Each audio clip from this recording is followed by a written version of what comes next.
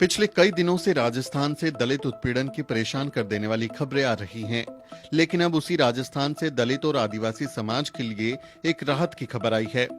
राजस्थान विधानसभा में अशोक गहलोत सरकार ने एक ऐसा बिल पास करवा दिया है जिससे दलित और आदिवासी समाज के लिए आवंटित बजट को इन वर्गों की भलाई के लिए खर्च करना अनिवार्य होगा। राजस्थान में अब दलित और आदिवासी विकास की योजनाओं को अफसरों को धरातल पर लागू करवाना ही होगा।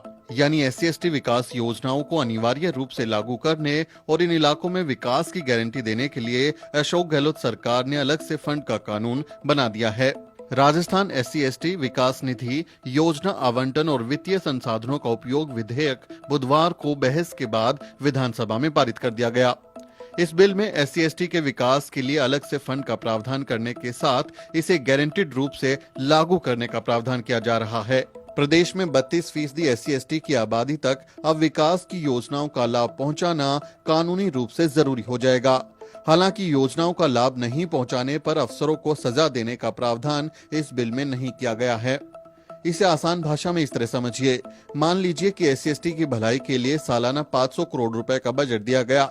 अब इन योजनाओं से जुड़े अफसरों को ये फंड खर्च करना ही होगा और SC/ST की भलाई के लिए जो योजनाएं चलाई जा रही हैं, वो उनका लाभ उन तक पहुंचाना जरूरी होगा।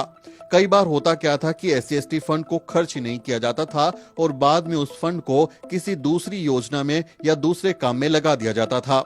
इस नजरिए से राजस्थान SC/ST विकास निधि विधेयक बेहद अहम हो जाता है। इस विधेयक में SC/ST के लिए बजट में अलग से सब प्लान है, लेकिन इसे कानूनी सुरक्षा नहीं मिली हुई है। यानी अगर फंड खर्च नहीं भी होता तो संबंधित अफसरों पर कोई एक्शन नहीं लिया जाता। प्रावधान बदलने से अब SC/ST विकास की योजनाओं को लागू करना होगा और फंड का सही इस्तेमाल कानूनी रूप से जरूरी हो जाएगा। SC/ST विकास फंड बिल पास हो जाने के बाद योजनाओं को बनाने से लेकर लागू करने तक का पूरा फोकस करना होगा। दलित और आदिवासी दोनों वर्गों के लिए अलग से फंड होगा। शुरुआत में 500 करोड़ का फंड होगा, जिसे आगे बढ़ाया जाएगा। इस फंड को SC सब प्लान और ट्राइबल सब प्लान की योजनाओं से अलग खर्च किया जाएगा।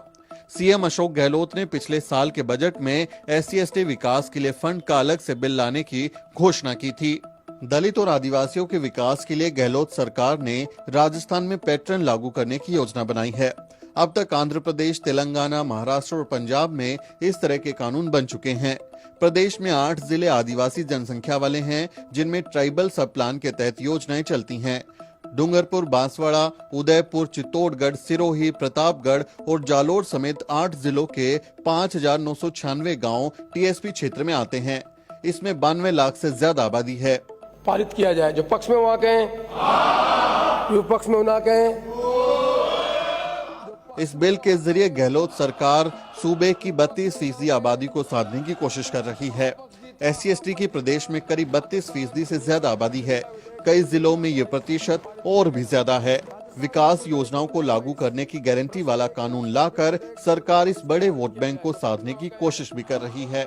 हाल में जातीय उत्पीड़न की जघन्य वारदातों ने अशोक गहलोत सरकार के माथे पर कुशासन का कलंक भी लगा दिया है। ऐसे में इस कानून से गहलोत सरकार को अपनी छवि सुधरने की भी उम्मीद है।